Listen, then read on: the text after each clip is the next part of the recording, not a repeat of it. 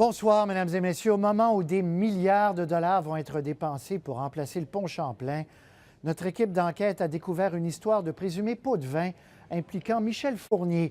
Il était PDG de la Société des ponts fédéraux. Une histoire qui implique également la firme SNC-Lavalin. Cela remonte à un chantier sur le pont Jacques-Cartier. C'était en 2002. Voici ce qu'a obtenu Anne Panassoc. Rappelez-vous la réfection du pont Jacques-Cartier. De 2000 à 2002, la Société des ponts fédéraux entreprit de refaire tout le tablier du pont, de nuit, pour ne pas perturber la circulation. Un contrat de 127 millions de dollars effectué par un consortium dirigé par SNC-Lavalin.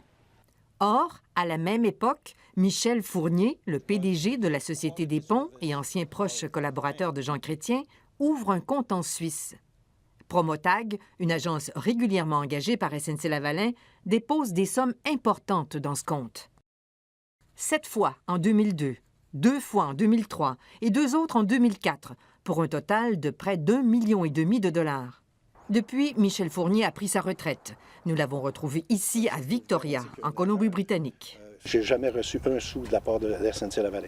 De Promotag, ça vous dit quelque chose? Une agence commerciale qui est utilisée par SNC-Lavalin pour toutes sortes de dossiers. Là. Non. Elle s'appelle Promotag. Non, j'ai jamais reçu de... Monsieur Fournier, la justice suisse enquête a posé des questions aux gens de SNC-Lavalin sur un 4 millions de dollars qui a été versé à votre compte. Écoutez, j'ai jamais reçu de somme de SNC-Lavalin.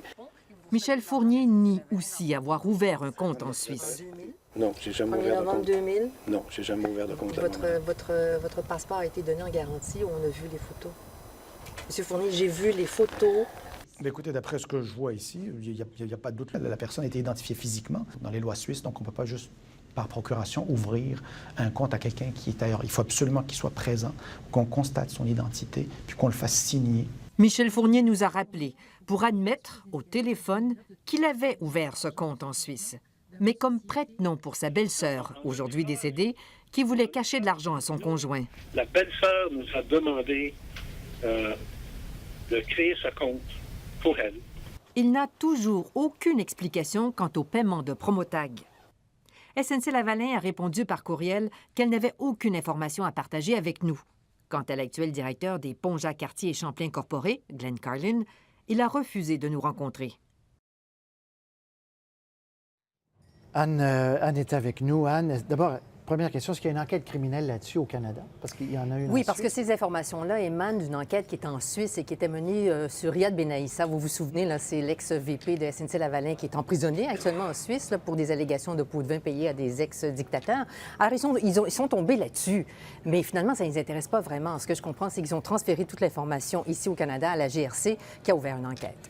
Et puis, ce n'est pas, il faut dire, le premier cas qui implique SNC-Lavalin au Canada. Donc, bien sûr, il y a la Libye, l'Algérie, mais au Canada, il y a le CUSUM ici. Il y a le CUSUM, le Centre universitaire de santé de McGill. Vous vous rappelez, il y a des accusations qui ont été portées là, contre l'ex-PDG de SNC-Lavalin, Pierre Duhem, de fraude, et contre l'ancien directeur de l'hôpital pour 22,5 millions de dollars de pots de vin. Tout ça, en fait, le procès va avoir lieu en 2015.